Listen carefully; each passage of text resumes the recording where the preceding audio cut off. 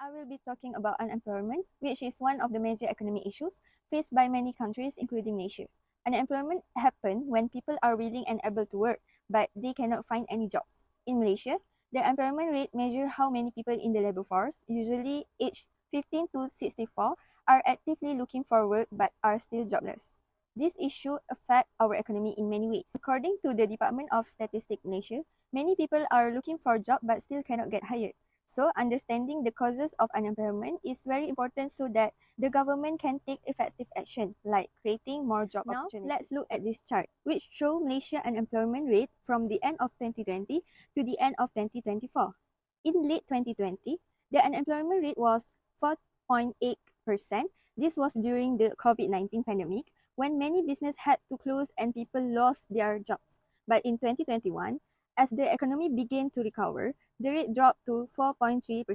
By 2022, more business reopened and the government introduced job support program. This helped reduce the unemployment rate to 3.6% with fewer than 600,000 people unemployed.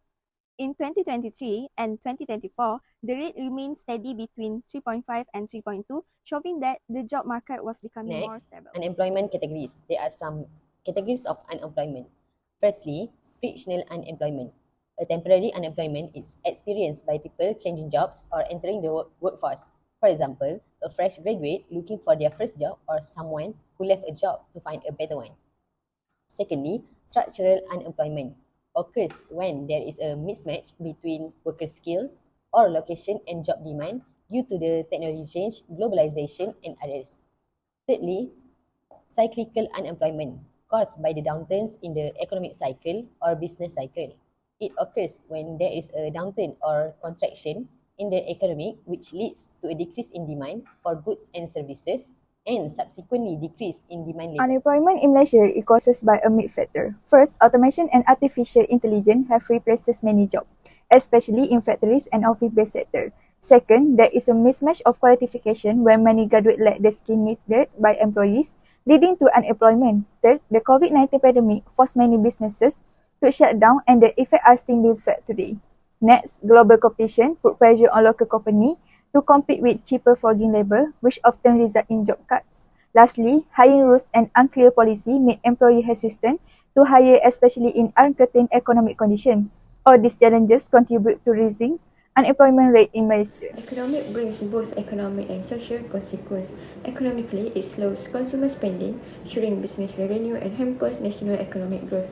With fewer people working, tax revenue drops, while government spending on ads increase. This creates budget constraints, reducing funds for key sectors like education and technology. Socially, unemployment can cause serious mental health issues, especially among youth. It leads to social exclusion, raising crime rates, and a decline in human capital as skills become outdated. It also widens income inequality, deepens poverty, and limits social mobility, creating a stronger class divide. So now, what is the solutions to reduce unemployment in Malaysia? Let's focus on monetary and fiscal policies. From the monetary policy side, the first solution is lowering interest rate. For example, during the COVID-19 pandemic, Bank Negara Malaysia reduced the overnight policy rate OPR to 1.75%, making loans cheaper and encouraging business to invest and hire more workers. Second is increasing the money supply. Through programs like the Special Relief Facility, Bank Negara Malaysia provides soft loans to SMEs, helping them to stay in business and retain employees. Thirdly, Bank Negara Malaysia works to maintain exchange rate stability, which support investor confidence and encourage foreign investment, creating more job opportunities. Now, from the fiscal policy perspective, the government plays an active role. First of all, government spending on infrastructure such as the MRT3 project create thousands of jobs in construction, engineering and services. Secondly, subsidies and wages incentives like the wage subsidy program under Penjana help employers keep workers during those times. Thirdly, tax cuts and incentives are offered to companies hiring local workers or investing in automation and training.